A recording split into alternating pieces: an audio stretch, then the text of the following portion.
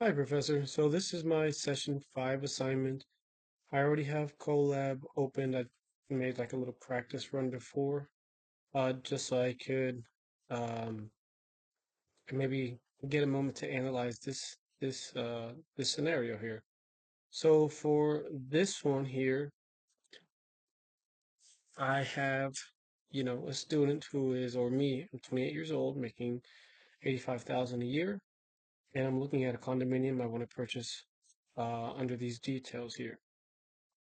Now, this is something that I'm going to be touching base at the very end, these alternate scenarios towards the end, to see if they are in fact worth it. So in Colab in Python, I'm going to go ahead and ask it to generate code that follows scenario.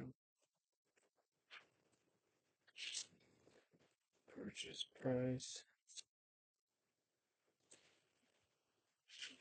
$5,000. Interest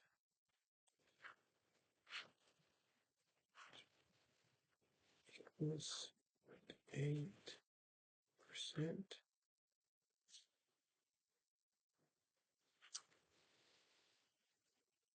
8% down payment.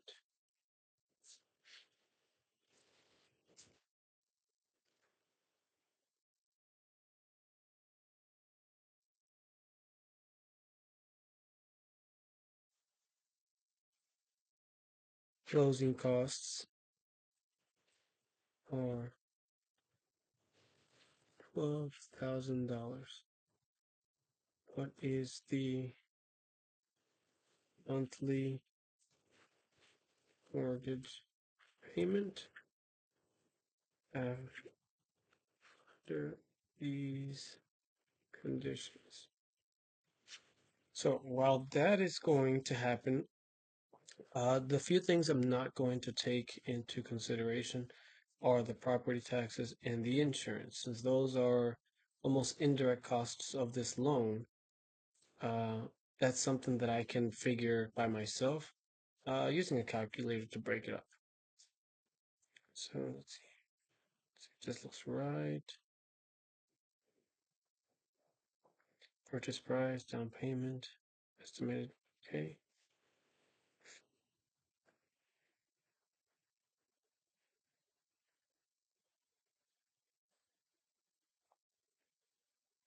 Estimated monthly payment is 2216.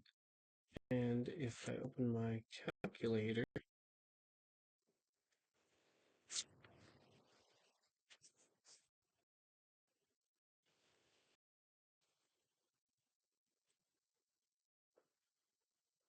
see, 2216 plus $350 a month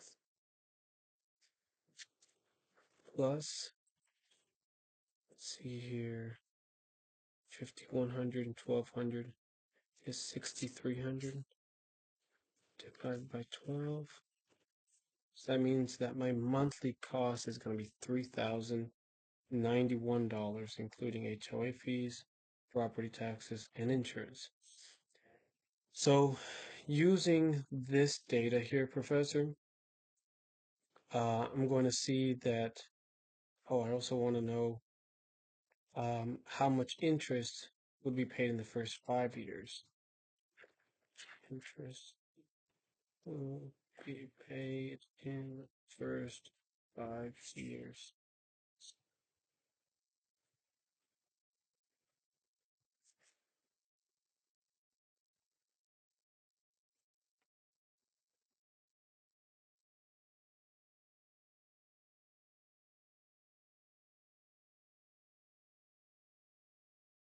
$112,000. Okay.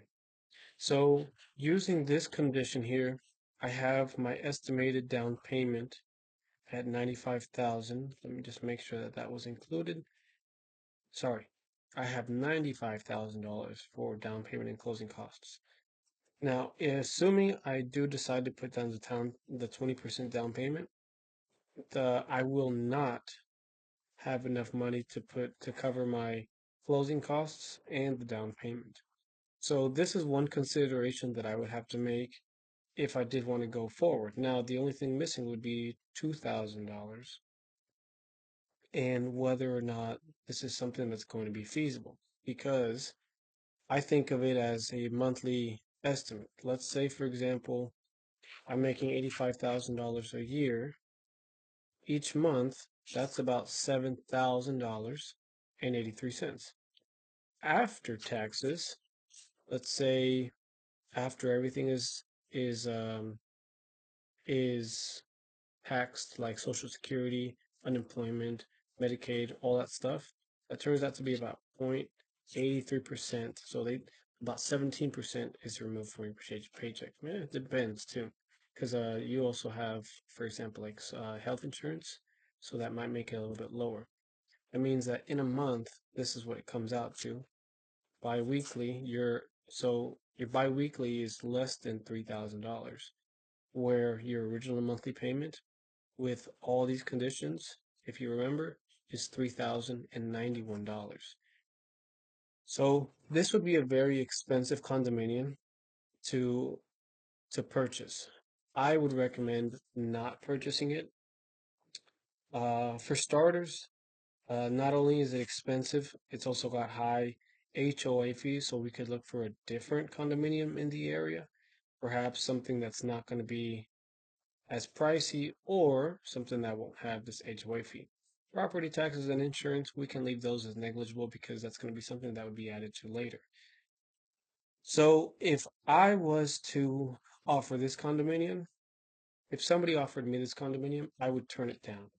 Seeing how much interest is going to be paid in the first 5 years, $112,000 approximately, that's something because your amortization schedule covers a lot of a lot of the interest in the first few years. So I would have to really consider heavily purchasing this one. If I was offered $2,500 per month in rent for the next 5 years, I would be hesitant to accept that only because, again, rent is almost like throwing it into it's like putting your money in a trash can. You're not building any equity.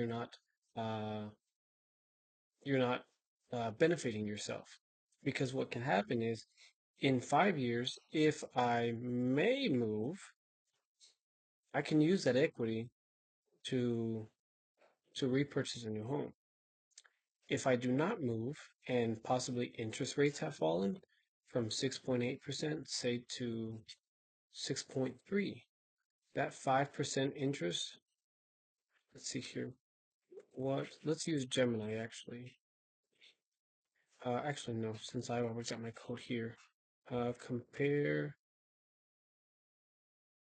total savings of interest within the first 5 years if interest rates went from 6.8% to, let's say, 6.3%, something modest.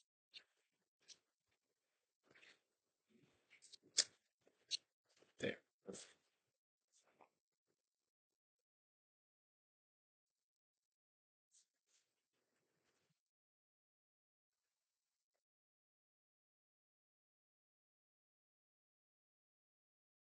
So I would be saving almost $9,000 within the first 5 years if I went from 6.8% to 6.3%. If I went from 6.8% to 6.5%, if I chose to pay 2 points, which I cannot. Why? Because I have $95,000. That's going to cover the down payment and the closing costs, but I still don't have enough to cover my closing costs. So paying 2 points is not something that's feasible. So if I went from, if I purchased it, knowing that bi-weekly I would be short about $150 and that in the first 5 years I was going to be paying this much in interest, I would not purchase this one specifically. I would either wait maybe another year, even though I'm paying $2,200 in rent. I would either wait another year or I would look for a new one.